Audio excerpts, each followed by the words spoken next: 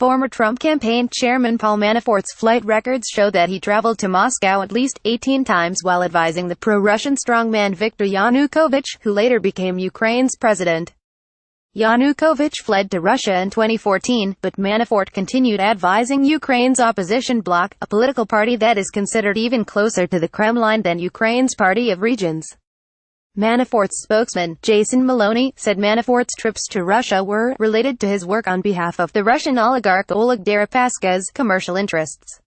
President Donald Trump's former campaign chairman, Paul Manafort, traveled to Moscow at least 18 times between 2014–2011, while he served as a top advisor to ousted Ukrainian President Viktor Yanukovych and the pro-Russia Party of Regions.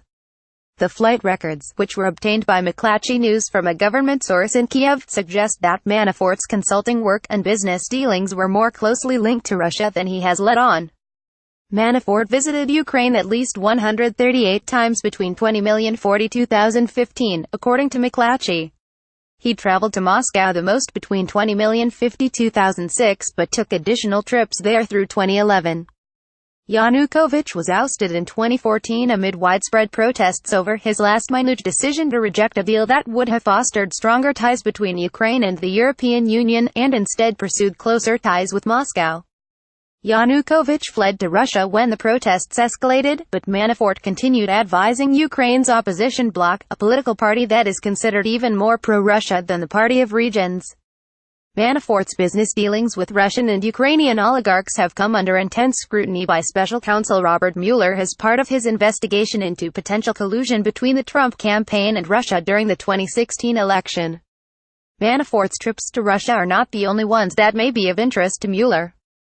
He and his longtime Russian-Ukrainian business associate Konstantin Kilimnik reportedly traveled to Frankfurt in July 2013 on a private plane owned by Andrei Artemenko, a Ukrainian lawmaker who met with Trump's lawyer, Michael Cohen, and longtime Trump Organization advisor Felix Sater in January to present them with a Russia-Ukraine peace plan that involved easing sanctions.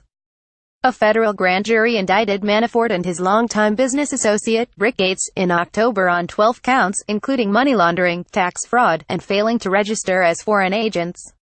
Federal prosecutors said in a court filing that both men had received millions of dollars from Ukrainian and Russian oligarchs that would allow them to live comfortably abroad, and therefore make them a flight risk. Citing financial documents filed in Cyprus, The New York Times reported in July that Manafort was in debt to pro-Russian interests by as much as $17 million by the time he joined Trump's campaign team in March 2016. Manafort also has significant business ties to the Russian billionaire Oleg Deripaska, who signed a $10 million annual contract with Manafort in 2006 for a lobbying project in the U.S. that Manafort said would greatly benefit the Putin government. The Associated Press reported in March. Manafort's spokesman Maloni told Business Insider that aeroplane records do not demonstrate anything other than Mr.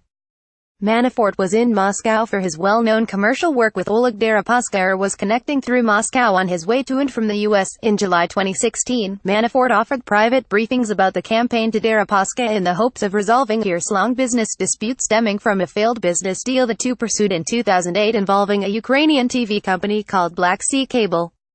Legal complaints filed by Deripaska's representatives in the Cayman Islands in 2014 said he gave Manafort $19 million to invest in the company, but the project fell through and Manafort all but disappeared without paying back Deripaska. Deripaska's representatives were openly accusing Manafort of fraud and pledging to recover the money from him as recently as early 2016, according to the Associated Press. But they reportedly backed off the accusations shortly after Manafort joined the campaign in the spring. How do we use to get whole? Shortly after being named a campaign strategist in April, Manafort emailed his longtime employee Konstantin Kilimnik, a Russian-Ukrainian operative with suspected ties to Russian intelligence. "I assume you have shown our friends my media coverage, right?" Manafort reportedly wrote to Kilimnik. "Absolutely," replied Kilimnik. "Every article. How do we use to get whole?" Manafort responded. Has OVD operation seen? Russia-linked entities dangled compromising information about Clinton to the Trump campaign at least twice after Manafort was enlisted to corral convention delegates in March 2016. The campaign's stance on Russia's interference in eastern Ukraine did not seem aligned with traditional GOP orthodoxy, either. An amendment to the GOP's draft policy on Ukraine, which proposed that the GOP commit to sending lethal weapons to the Ukrainian army to fend off Russian aggression, was ultimately softened to say, provide appropriate assistance, before it was included in the party's official platform in 2016. The Trump campaign also did not provide a letter to the Ukrainian Congress Committee of America recognizing Ukraine's 25th year of independence after the fall of the Soviet Union, according to McClatchy. The Clinton campaign did. A young campaign foreign policy advisor named George Papadopoulos was told in late April that the Kremlin had dirt on Hillary Clinton in the form of thousands of emails, according to court documents filed by Mueller and unsealed late last month. Papadopoulos asked Manafort in an email on May 21, after learning of the dirt, whether he could arrange a meeting between Trump and Russian officials. Russia has been eager to meet with Mr. Trump for some time and have been reaching out to me to discuss, he wrote. Manafort forwarded that email to Gates, adding, "Let's discuss. We need someone to communicate that DT is not doing these trips. It should be someone low-level in the campaign so as not to send any signal." A few weeks later, Manafort attended a meeting at Trump Tower on the promise of obtaining similar Clinton dirt from a Kremlin-linked Russian lawyer. Manafort's prominent campaign role and history of working with Ukrainian and Russia-linked entities apparently spurred the FBI to seek a FISA Foreign Intelligence Surveillance Act warrant to surveil him at least twice between 20,142,016. Manafort resigned as Trump's campaign chairman shortly after the New York Times reported that the pro-Russia political party he had worked for had earmarked him $12.7 million for his work between 2007 and 2012. Ukrainian prosecutors have said they have found no proof of illicit payments to Manafort, who has said he never collected the payments. Cite highlights each day to your inbox. Follow Business Insider Australia on Facebook, Twitter, LinkedIn, and Instagram.